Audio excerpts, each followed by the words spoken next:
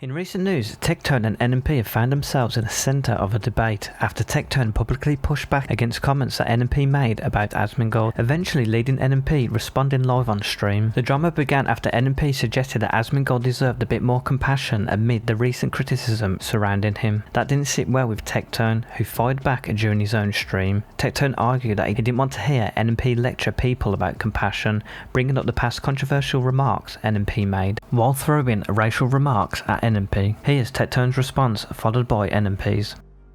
Okay, Nick, I don't want to hear your black, nappy, raggedy ass talking about needing compassion because Nmplol says he wants illegal immigrants out of our country because they're here illegally and he wants to be like Ash Ketchum and throw Pokeballs at them and deport them. I think saying you want illegal criminals out of your country is a lot better than when you said the kids who died in the Guadalupe River deserved it.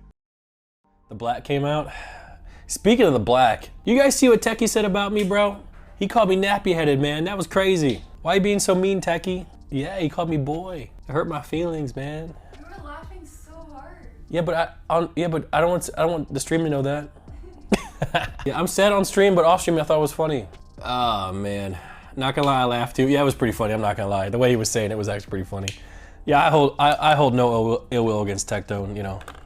You know, I just can't. I don't know how people like even watching a Hassan or Asman stream where they're live for 8 hours, and essentially they're kind of like just yapping or somewhat molding. In 2026, you're either a racist or a terrorist. Wouldn't it be nice if we could all sit on the fence and be a racist terrorist? That's right. Nobody, thank you for the resub as well. You know, I just don't have the juice to be mad at so much things, man. I really don't.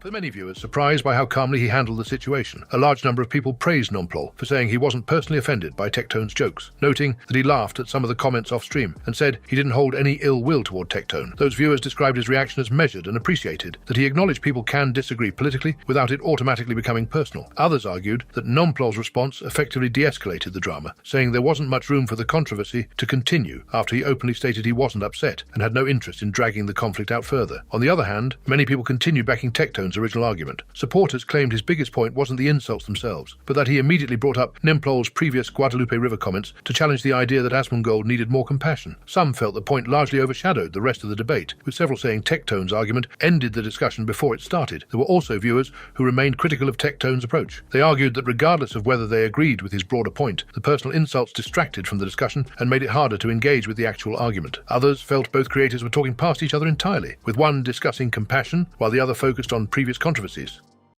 Extra Emily fires a potato gun for the first time, and it goes very well. Honestly, anything. Can I go from here? Closer, Arthur? Okay. Closer? Yeah, the longer you wait, the less likely it's gonna explode. Okay, here? Yeah. Aim down.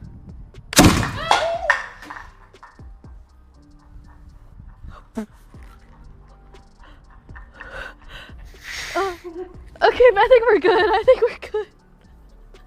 What? Okay. Wait, sorry. It went straight into the trees. But then it exploded beautifully. And then this thing fell off with, oh, it was a, that was awesome! I didn't know why you guys said. FaZe Clan's split with several of his biggest creators has resurfaced after Bankz shared new details about what he says happened behind the scenes before the organization fell apart. During a recent discussion, Bankz claimed one of the biggest reasons so many creators decided to leave FaZe was because the organization wanted to take a percentage of each streamer's revenue. Bankz speaks out on why FaZe split. We put effort into the group, 1/5 of that. There's 6 people, 1/6. I wish it was 1/5. That would be 20%. We asked for 10. We asked for 10 and these guys dipped. Currently it's Adapt. Adapt is the one carrying the back end. These guys all talk about it. A WCEO, Adapt. And Adapt is the guy who should be doing this, but he's also trying to stream for himself. And the burnout is inevitable.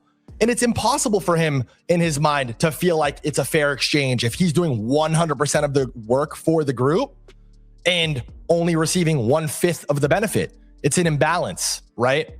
It's an imbalance. And I tried so desperately to just align everyone's interest, to talk 1 hour a day about content IP, product IP, ways to make this make sense, because we're spending millions of dollars to market your guys' streams, to do productions, to blow up this group, and it worked. It's just a shame that we couldn't figure out the business. The community immediately began debating whether Bankz' version of events lines up with what was previously reported. Many viewers questioned the numbers themselves, pointing out that when the controversy originally unfolded, reports suggested FaZe had wanted as much as a 20% cut of creators' revenue. Those commenters argued that if Bankz is now saying it was only 10%, then someone involved in the situation must have been mistaken or is remembering events differently. Others defended Bankz, saying that regardless of whether the figure was 10% or 20%, they understood why creators would reject the proposal altogether. They argued that streamers who had already built massive personal brands had little incentive to hand over a percentage of their earnings if they felt they weren't receiving enough value in return. Some fans also compared the situation to other creator groups, with one commenter mentioning the Sidemen and Zerka, arguing that taking on too much business responsibility can eventually slow down both the organization and the creators themselves. Not everyone was interested in revisiting the debate, however. Some felt the conversation had been dragged out for months, saying the former FaZe members have spent too much time reacting to the organization's collapse instead of moving on. A few also pointed out that newer groups like Core have rapidly grown their audience, arguing that the focus should be on what's happening now rather than continuing to revisit old FaZe drama. Extra Emily has responded to the ongoing conversation surrounding viewers constantly shipping her with male creators she collaborates with, including Agent, after clips of the pair together continued circulating across social media. During a recent stream, Extra Emily addressed the topic directly, explaining that she doesn't intentionally try to create romantic storylines for content, sharing in the following.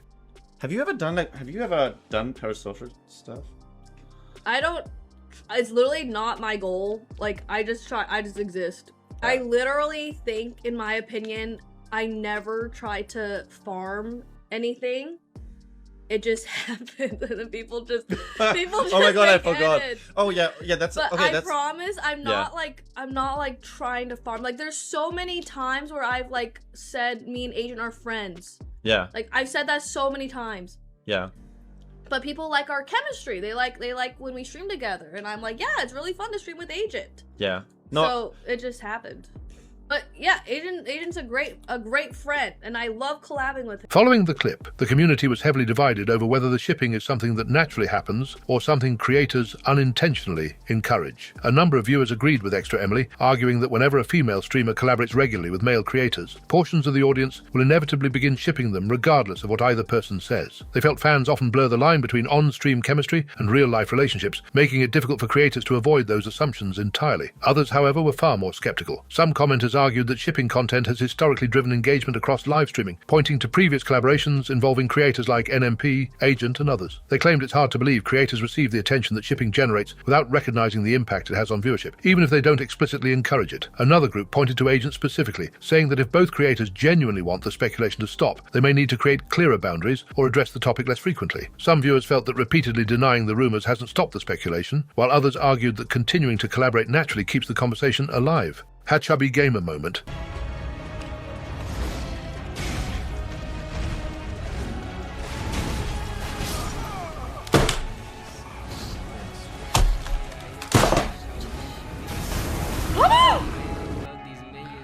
Oh shit.